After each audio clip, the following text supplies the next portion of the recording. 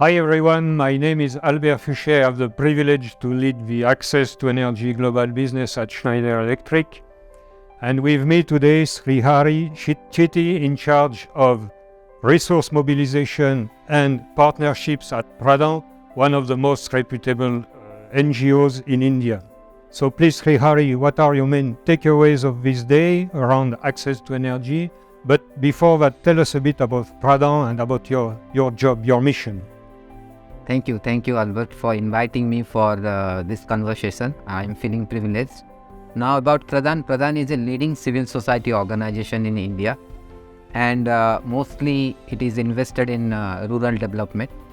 We are working in 8 states of India, starting from Rajasthan to MP, Chhattisgarh, Orissa, Jharkhand, West Bengal, and our main mission is to help establishing a just and equitable society.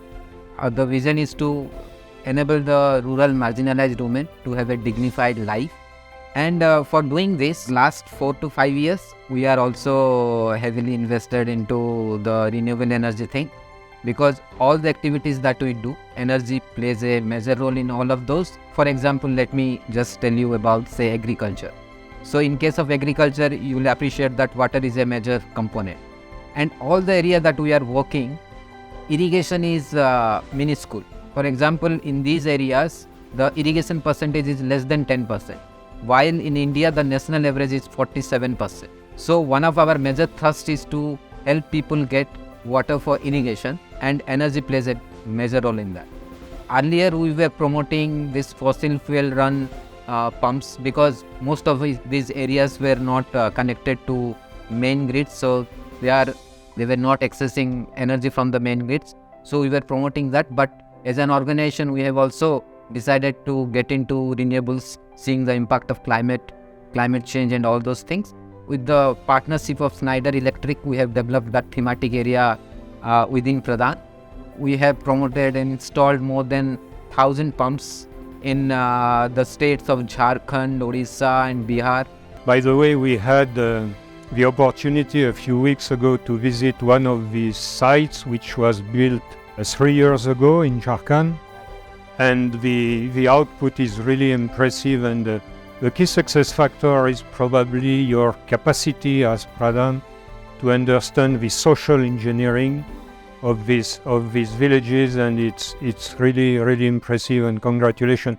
But even if these projects are quite successful, I'm sure that some of them are less successful. What are the main roadblocks in order to scale up all these projects? While we work in the rural India, you need to understand the context first, about the resources, about the livelihoods, and if we are introducing a product, say here energy is a product for them, how much it is affordable for them. We say it's 6A framework, like first is whether they are aware of the technology.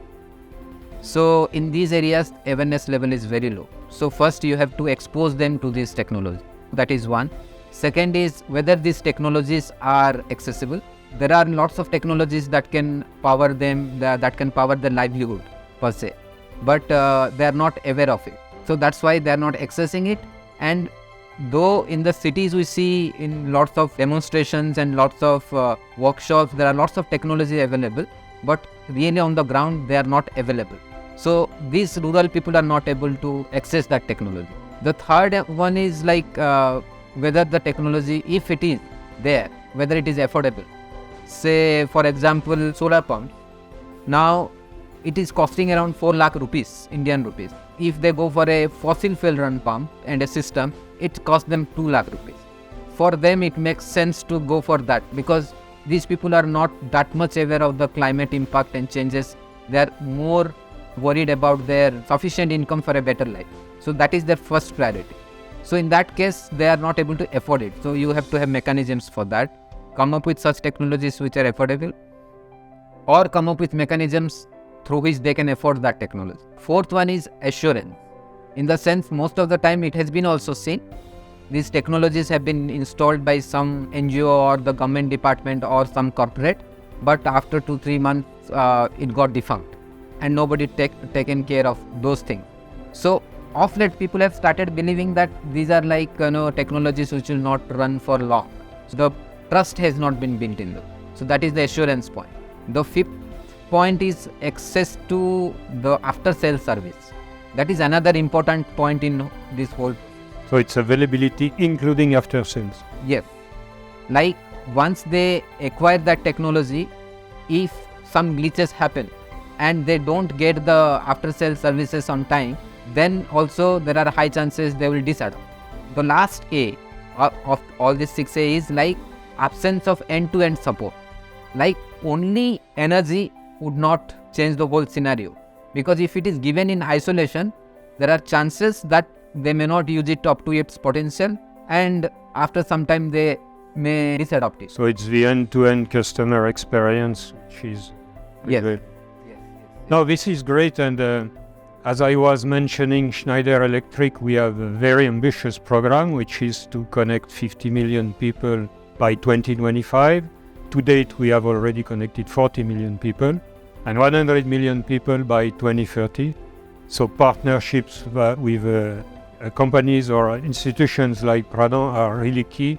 I must admit that India, and specifically all the projects we are doing together, are really showing the path to other regions and other organizations.